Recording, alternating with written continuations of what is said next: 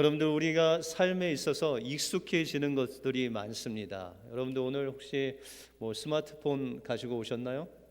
예, 스마트폰을 처음에 쓰실 때는 잘 몰라서 카톡을 어떻게 하는지, 문자를 어떻게 보내는지 잘 모르시다가도 계속 쓰다 보면은 익숙해져서 요새는 동영상도 보내시고 또 보이스 콜도 하시고 또 화상통화도 카톡으로도 하시고 인터넷도 보시고 여러 가지 일들을 이 스마트폰으로 하게 됩니다.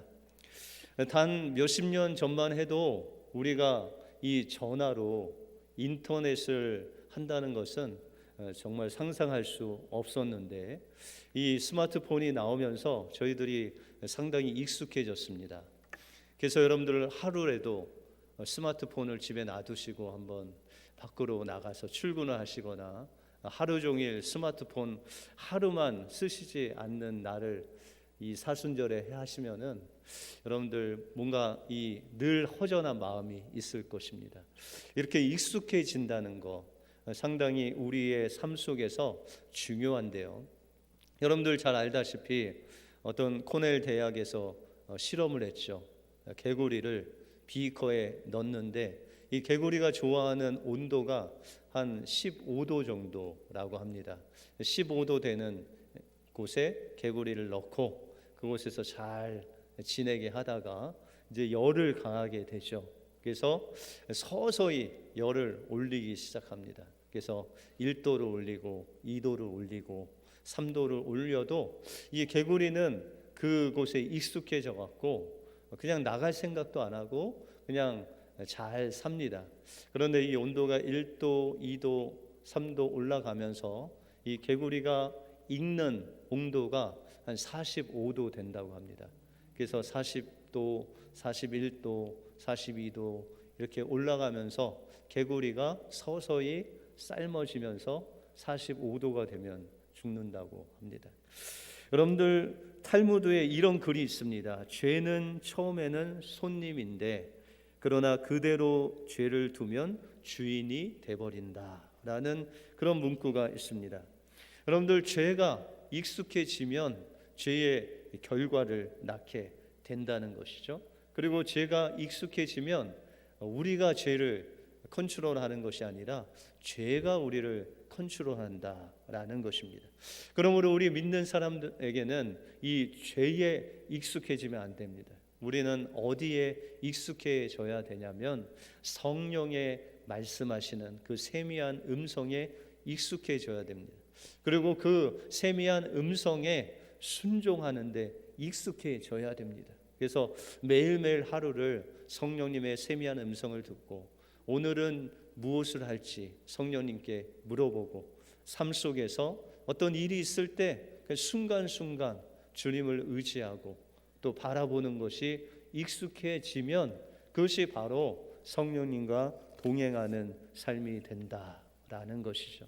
주님과 동행하게 되면 성령께서 여러분들의 마음에 평안과 기쁨을 주시고 또 회복의 역사, 부흥의 역사를 주셔서 하나님의 놀라운 역사가 여러분들 심령 속에 임하실 줄 믿습니다. 이 주님과 동행하며 주님이 주시는 부흥의 역사를 체험하시는 여러분들의 삶이 되시길 주님의 이름으로 축원드립니다. 오늘 본문을 통해서 성령님과 동행하기 위해서는 우리의 마음이 어떻게 우리의 마음을 지키고 또한 성령님과 어떻게 동행하는 것이 바로 주님과 함께하는 것인지를 오늘 본문을 통해서 살펴보겠습니다. 먼저 성령님과 동행하는 삶은 우리의 마음을 마귀에게 틈을 주지 않는 삶입니다. 오늘 본문 30절에 보시면 하나님의 성령을 근심하게 하지 말라. 그 안에서 너희가 구속의 날까지 인치심을 받았다라고 말씀하고 있습니다. 우리가 지난 주일에 우리의 마음의 문단속을 잘 해야 된다고 그랬죠. 그래서 죄의 생각은 우리가 문을 닫고 성령께서 생각하시는 그 인도하시는 생각을 해야 된다라고 말씀드렸습니다. 그런데 우리 안에 계신 성령님께서 때로는 우리 마음 속에 근심을 하신다라고 말씀하십니다. 여러분들 성령이 우리 안에서 근심하신다라는 이야기를 성경을 통해서 들어보셨죠? 바로 오늘 이 구절을 통해서 우리 안에 계신 성령님께서 때로는 근심을 하신다라고 그렇게 이야기를 합니다. 여러분들 언제 근심하세요? 여러분들 자녀를 키우다 보면 근심하실 때가 있죠. 뭔가 이 근심스럽고 걱정스러운 아이들이 학교에 갔는데 누구를 친구를 좀 때리고 와서 학교에 불려갈 때가 있죠. 그렇죠?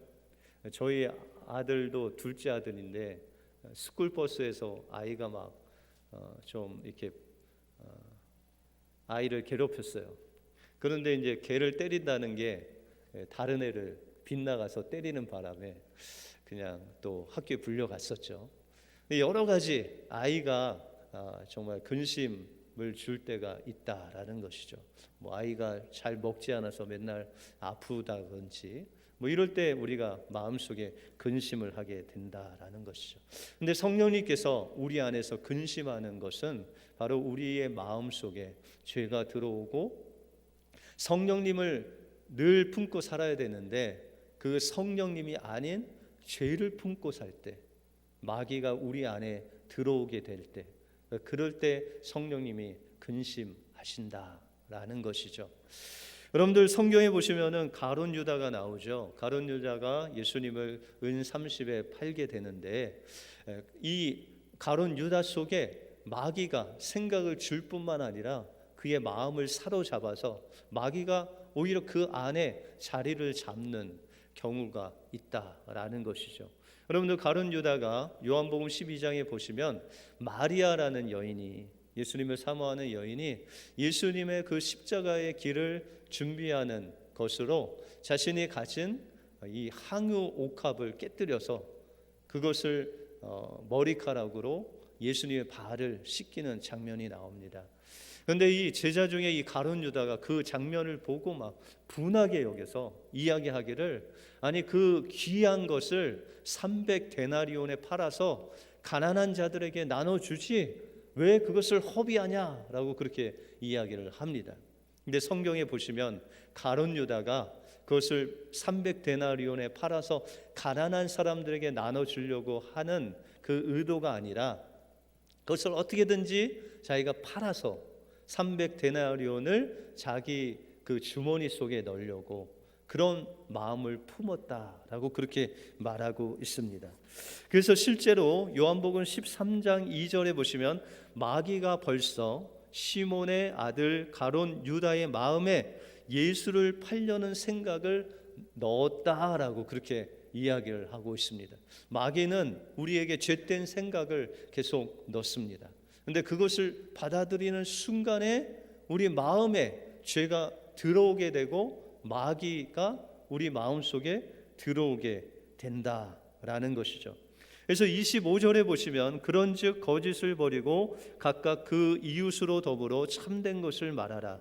이는 우리가 서로 지체가 됨이라 라고 말씀하고 있습니다. 여러분들 에베소 교회라고 하면은 이 사도 바울이 에베소 교회인들에게 거의 3년 동안 하나님의 말씀을 두란노 서원에서 가르친 그런 말씀의 교회입니다. 그래서 거짓 선지자들을 분별하고 거짓 교사들을 내쫓고 하나님의 말씀으로 분별하는 일을 잘했습니다. 그런데 이 말씀으로 사람들을 판단하다 보니까 사랑이 식게 되고 사랑이 식으니까 그 마음속에 죄들이 들어오는데도 불구하고 그것을 막지 않고 죄가 그 마음속에서 막 지배하는 그런 성도들이 되었다라는 것이죠. 그래서 오늘 25절에 보시면 거짓을 버리고, 다시 말해서 에베소 교인들 중에 거짓말하고 도적질하고 악한 말로 사람들을 비방하는 그런 사람들이 생겨났다라고 그렇게 말하고 있습니다. 그러면서 26절에 보시면 분을 내어도 죄를 짓지 말며 해가 지도록 분을 품지 말고 마귀로 틈을 타지 못하게 하라라고 말씀하고 있습니다. 여러분들 마귀가 틈을 타고 어떻게 해요? 우리 마음속에 들어온다는 것이죠. 어떻게 하면 들어올까요? 목사님, 제가 내 마음속에 마귀가 들어오는 것을 보겠습니다. 어떻게 하면 들어올까요? 여기 성경에 나와 있죠. 분을 품고 그 분을 가지고 내일까지 주무시면 여러분들 마음속에 마귀가 들어와 있는 거죠. 쉽죠?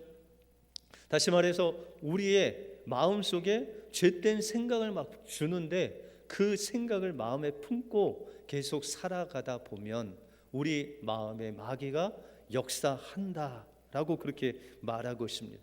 이뿐만 아니라 우리 마음속에 죄된 무엇인가가 들어오면 여러분들 분이 마음속에 있는데 그 분을 품지 못하고 평생 살면 어떤 병에 걸리죠? 여러분들은 그 병이 없어서 그러는데 화병이 걸리잖아요. 그렇죠? 어르신들은 우라병이라고 막 그러는데 여러분들 이 화병에 걸리는 이유가 뭐죠? 옛날 어르신들, 특별히 이 여성분들은 남편이 하여튼 못된 짓을 하고 다녀도 막 이 분이 있는데 그것을 분을 표출을 못했어요. 지금은 안 그러시지만 예전에 어르신들 그랬어요. 그래서 그 화가 이 마음 속에서 계속 자리를 잡으니까 그게 병이 됐어요. 그래서 어떤 분은 막 주먹만한 게 막 돌아다니시대. 화가 나면 그게 막 이 안에서부터 올라오신다고. 그게 화병이에요. 여러분들 화병에 걸리면은 여러 가지 증상이 일어나게 되죠. 여러분들 요즘 우리가 사는 이 시대에 우울증이 많죠? 이게 병이라는 거예요. 우울증이 병인데 저도 약간 그런 이 우울증 비슷한 게 걸린 적이 있어요. 중학교 때 이제 학교를 가는데 그 당시에는 이제 인문계도 갈 수 있고 상고, 공고 여러 가지 이제 옵션이 있는데 그거를 선택을 제가 잘 못해 갖고 정해야 되는데 그 어린 중학교 3학년 때 어디로 갈지 어느 학교로 갈지를 정하지 못하고 좀 고민을 했던 적이 있어요. 그런데 고민을 했는데 예전과 달리 조금 깊이 고민을 했나 봐요. 그때 사춘기라 그랬는지. 이 고민을 하다 보니까는 잠이 안 오네요.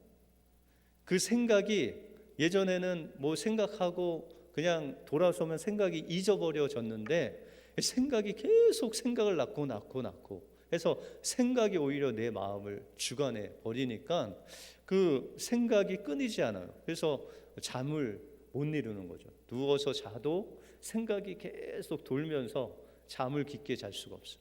잠을 못 자니까 소화가 안 되고 소화가 안 되니까 말라가고 이렇게 한 몇 개월을 고생한 적이 있어요. 이것이 계속 되면 우울증이 되고 또 불면증이 계속 우리 삶 속에 있는 것이죠. 여러분들 이 우울증이라는 것도 우리 마음의 근심, 걱정, 불안감이 계속되면 처음에는 그것을 내가 좀 조절할 수 있는데 좀 지나면 그것이 조절이 안 되고 오히려 그 우울증이 내 자신을 제어하는, 조종하는 그렇게 나를 지배해 버리는 우울증이 내 마음속에 자리를 잡게 된다라는 것이죠.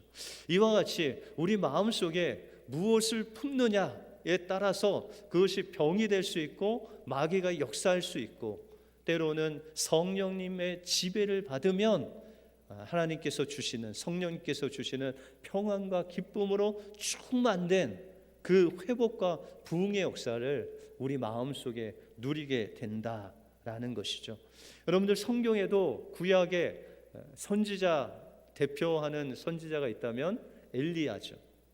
이 엘리야 선지자가 하늘에서 불로 응답받고 또 하늘에서 비로 응답받고 하나님의 놀라운 역사를 이루죠. 그리고 바알 선지자 850인을 기손 신에서 다 죽게 되지죠. 그런데 이 소식을 늦게 들은 아합의 아내 이세벨이 신하들 앞에서 엘리야를 향해서 완전히 악독한 말을 합니다. 그 말이 내일 이맘때 이 바알 선지자를 죽인 엘리야가 내 손에 죽을 것이다 라고 그렇게 악한 말을 합니다. 그런데 그것이 전달돼 갖고 이 엘리야 귀에 들리게 되었어요. 근데 예전 같으면은 하나님이 함께 하시기 때문에 그 말을, 그 악한 말을 마음속에 받아들이지 않는데 그날따라 이 엘리야가 마음이 지쳤는지 그 마음 속에 그 말을 품게 됩니다.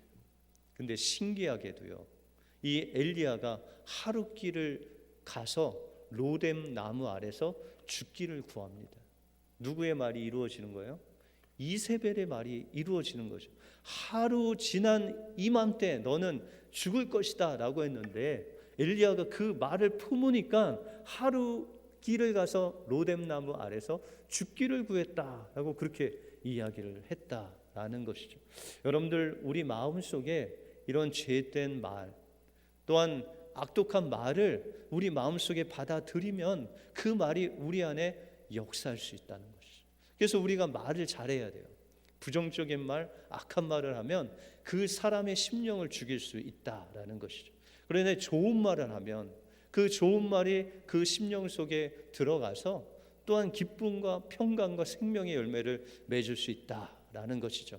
이 엘리야조차도 그 악한 말을 마음속에 받아들임으로 인해서 그가 죽게 되었을 때 하나님이 이 엘리야를 그냥 내버려 두시지 아니하시고 회복시켜 주시는 놀라운 모습을 우리가 볼 수 있습니다. 그것을 통해서 우리가 우리 마음속에 상처가 되고 또 어려움을 당하고 마음에 근심이 있을 때 어떻게 회복해야 되냐.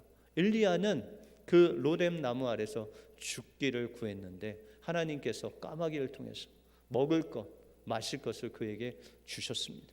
그리고 그를 힘이 나가게 하셔서 호렙산까지 달려가도록 하나님이 인도하셨어요. 다시 말해서 우리가 마음에 근심이 있고 연약하고 우리가 짓눌릴 때 하나님의 말씀을 통해서 성령께서 주시는 그 말씀을 통해서 다시금 주님의 보좌 앞으로 나간다는 것이죠. 그곳에서 하나님께서 이제 하나님을 향해서 엘리야를 서게 하시고 강하고 급하고 강한 바람을 부십니다. 근데 그곳에 하나님이 계시지 않아요. 막 천지가 진동하면서 땅이 갈라지는 지진을 보내주시는데 그곳에서도 하나님이 계시지 않아요. 또한 불이 지나가는데도 그 속에 하나님이 계시지 않습니다. 그리고 이제 지진과 불 후에 세미한 음성으로 하나님께서 이 엘리야에게 나타나시죠. 우리는 때때로 이 불과 같은 지진과 같은 정말 하나님께서 큰 우리와 같은 소리로 육성으로 우리에게 말씀해 주시기를 원하죠. 그런데 주님의 말씀은 성령님을 통해서 여러분들의 마음의 문을 통해서 세미한 음성으로 말씀하신다라는 것입니다. 그래서 우리가 새벽 예배를 드리고 예배 가운데 기도 가운데 그 성령님께서 우리에게 말씀하시는 그 세미한 음성을 들을 때 또한 듣고 엘리야가 나가서 그 말씀에 순종할 때 이 엘리야에게 회복의 역사, 부흥의 역사가 일어나서 그를 통해서 하나님의 놀라운 역사가 이루어지고 죽음을 보지 않고 하늘로 옮기우는 놀라운 역사가 일어나게 된다라는 것입니다. 그러므로 우리가 성령님과 동행하기 위해서는 우리의 마음에 마귀가 들어오는 그 틈을 막아야 돼요. 여러분들의 마음의 문, 여러분의 생각의 문을 막고 그 죄된 생각을 막고 마귀에게 틈을 주지 않고 우리가 성령님의 인도하심을 따라 세미한 음성 가운데 그 음성을 듣고 순종하고 매일매일 나갈 때 하나님께서 여러분들과 동행해 주실 뿐만 아니라 여러분들 심령이 회복되고 부흥케 하는 놀라운 역사를 주실 줄 믿습니다. 이 은혜가 여러분들 심령 속에 임하시기를 축원드립니다. 그러면 우리가 어떻게 구체적으로 성령의 인도하심을 받을 수 있을 것인가? 그것은 바로 성령님과 동행하기 위해서는 우리 마음이 성령께 민감하고 순종하는 데 익숙해져야 돼요. 우리가 매일 세 끼를 먹듯이 밥을 먹고 나면 또 이를 닦듯이 그렇게 익숙해진 성령의 인도하심에 익숙해지면 이제 우리가 주님과 동행할 수 있다라는 것이죠. 여러분들 때때로 우리가 살아가다 보면 좀 어려울 때는 성령님께서 나와 함께 하시는지 함께 하시지 않는지 모를 때가 있어요. 어떨 때는 함께 계신 것 같은데 어떨 때는 하나님이 계신 것 같지 않을 때가 있다라는 것이죠. 그런데 어떻게 여러분들 어떠세요? 성령님이 늘 여러분들과 함께 하세요? 계셨다 안 계셨다 하세요? 예? 성령님께서는 여러분들과 늘 함께 하시겠다고 약속하셨어요. 예수님도 승천하시기 전에 제자들에게 말씀하시기를 내가 세상 끝날까지 너희와 함께 하겠다라고 말씀하셨죠. 그런데 때때로 우리가 성령님이 내 안에 계시다 안 계시다를 우리의 느낌으로 판단할 때가 있어요. 우리 느낌이 좋으면은 하나님이 함께 계신 거예요. 우리가 좀 느낌이 잘 되고 좀 마음이 좀 편한 것 같으면 주님이 계신 거예요. 그런데 뭔가 일이 안 풀리고 뭔가 이 어려움이 오면 주님이 계시지 않는 것 같은 그런 느낌에 따라서 성령님의 유무를 판단한다라는 것이죠. 그러나 고린도전서 6장 19절에 보시면 너희 몸은 너희가 하나님께로부터 받은 바 너희 가운데 계신 성령의 전인 줄 알지 못하느냐. 너희는 너희 것이 아니라 값으로 산 것이 되었으니 그런즉 너희 몸으로 하나님께 영광을 돌리라 라고 말씀하고 있습니다. 우리가 예수 그리스도께서 피값 주고 사신 그 예수님의 십자가 보혈의 은혜, 그 부활의 은혜를 믿고 거듭날 때 성령님께서 우리 안에 내주하셨다는 거예요. 그래서 우리는 우리의 이 몸이 성령의 전이 되어서 그 성령을 모시고 사는 집이 되었다는 거예요. 그래서 늘 주님께서는 우리 안에 계시다라는 것이죠. 그래서 성령님께서 우리 안에서 무엇을 하시냐면 여러분들을 하나님의 자녀답게 성장시키시고 여러분들 다루시고 만들어 가시는 일들을 성령님께서 하신다라는 것입니다. 근데 오늘 30절에 보시면 하나님의 성령을 근심하게 하지 말라. 그 안에서 너희가 구속의 날까지 인치심을 받았다라고 그렇게 말씀하고 있습니다. 여러분들 우리 안에 성령님께서 늘 계시는 것을 우리가 어떻게 할까요? 여러분들 혹시 여러분들이 죄를 짓게 되면 무엇이 찔리죠? 양심이 찔리죠. 그런데 여러분들 이 양심이라는 것은 우리만 죄를 짓는다고 해서 찔르는 것이 아니라 믿지 않는 사람들도 죄를 지으면 양심이 찔리죠. 그죠? 때때로 저 인간은 양심이 있는 거야 없는 거야 그렇게 생각하는 사람도 있는데 그 사람도 처음에는 양심이 찔렸어요. 근데 이 양심에 화인 맞은 바 되니까 무디어져서 세상 사람들이 마음이 강팍해지는 거죠. 처음에는 양심을 통해서 내가 뭘 잘못하면 내가 뭘 잘못하느냐 이런 죄책감을 믿지 않는 사람도 가졌다는 거예요. 그런데 우리에게는 이 양심보다도 더 세미한 또 민감한 우리가 무엇인가 하나님 앞에 잘못하거나 잘못된 길을 갈 때 알려주시는 분이 있는데 그분이 바로 성령님이시는. 그리고 우리가 잘못된 길을 가면 성령님이 우리 안에서 근심하신다는 거예요. 그러면 오늘 여러분들 이 자리에 이렇게 나와서 예배를 드리시는데 여러분들 이 자리에 안 나오고 그 이웃의 꼬임에 넘어가서 오늘 이 콧바람 쐬러 어디를 놀러 갔다. 예배를 드리지 않고 어디를 놀러 갔어요. 그럼 여러분들 마음에 기쁨과 평안이 넘치겠죠. 오랜만에 내가 밖에 나왔다. 그런데 우리의 마음에는 어떤 마음이 있어요? 무거운 마음이죠. 오늘 예배 드려야 되는데 내가 이렇게 예배 안 드려도 되나라는 그 마음이 든다는 것이죠. 그 마음이 누구의 마음이에요? 누가 주시는? 여러분들 안에 계신 성령님께서 근심하는 마음을 여러분들이 느끼고 있는 거예요. 그러면 세상 사람들이 오늘 예배에 가지 않았어요. 그 마음에 어때요? 근심이 있을까요? 없을까요? 예수 믿지 않은 사람들이 교회에 안 나갔어요. 그러면 마음에 근심이 있을까요? 없을까요? 없죠. 왜요? 교회 안 다니니까. 성령님이 계시지 않으니까 그들이 예배를 안 나가도 기도를 안 해도 또 말씀 안 읽어도 전혀 마음에 가책이나 근심이 없어요. 그러나 여러분들 안에는 성령님이 계시기 때문에 여러분들이 주님 앞에 하나님이 원하시는 그 성령의 인도하심을 따라 살지 않고 마음의 죄 가운데서 죄를 따라 살아갈 때 여러분들 마음속에 성령의 근심이 여러분들 무거운 마음을 통해서 여러분들의 마음을 통해서 느껴진다라는 것이죠. 그것이 바로 성령님께서 여러분들 안에서 역사하시고 때로는 근심하시고 때로는 기뻐하신다는 것을 여러분들이 늘 느끼면서 살아가고 있다라는 것이죠. 그런데 그것을 우리가 계속 무시하고 살면 우리 마음이 강팍해지는 것이죠. 그러므로 우리가 성령님과 동행하기 위해서는 성령님께 민감해서 하나님께서 무엇을 원하시는지, 오늘 성령님이 나에게 말씀하시는 그 세미한 음성이 무엇인지를 귀를 기울이고 듣고 우리가 할 일은 그냥 순종하는 거예요.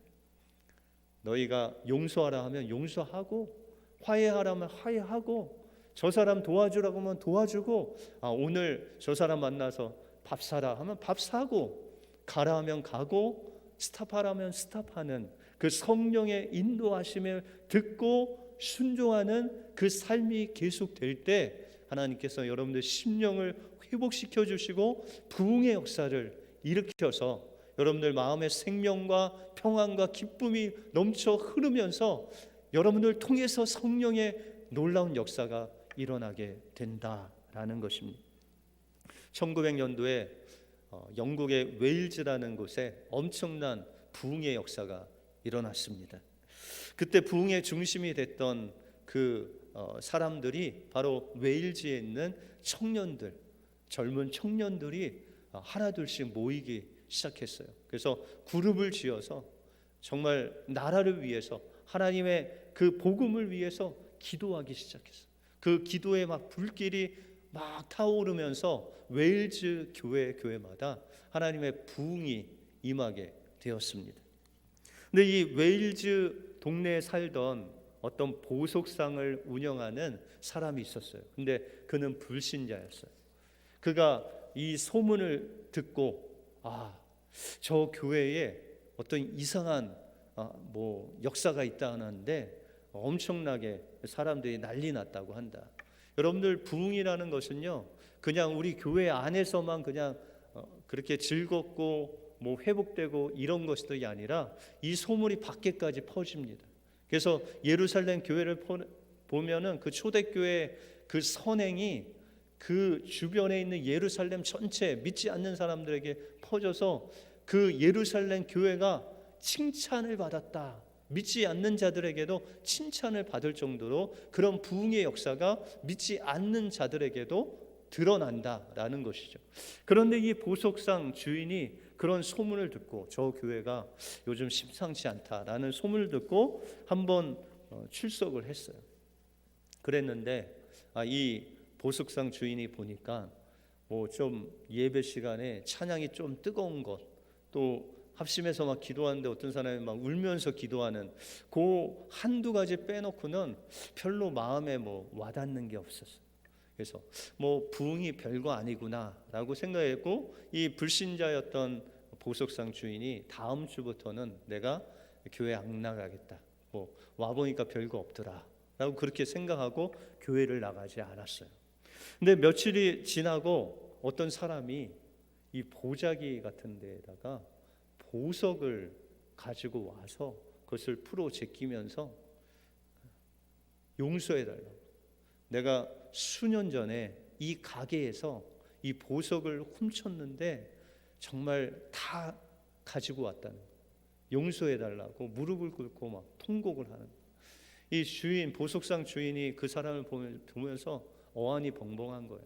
여러분들 하루 이틀도 아니고 또 하루 이틀 그 보석을 훔쳐가도 가져오는 사람이 있겠어요? 그런데 몇 년 된 그 보석을 가지고 와서 자기를 용서하라고 하니까는 이게 어찌된 일이냐고 물었어요, 그 사람.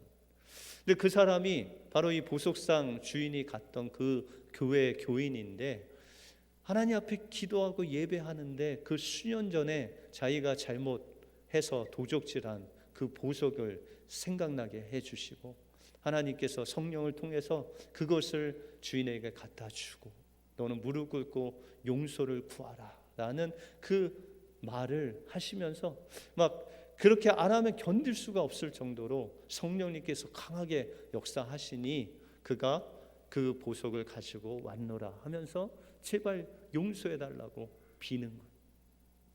그 보석상 주인이 그 사람의 회개하는 모습을 보고 사람들이 말하는 부흥이 이런 모습이구나 라는 것을 깨닫고 인간으로 할 수 없는 것들이 이 성령님을 통해서 일어나는 놀라운 역사를 통해서 그가 다시금 그 교회에 나가서 하나님을 믿고 그 부흥의 놀라운 성령의 역사를 체험했다는 간증입니다. 여러분들, 성령님은 지금도 여러분들 안에서 동일하게 역사하시고 계시다라는 것입니다.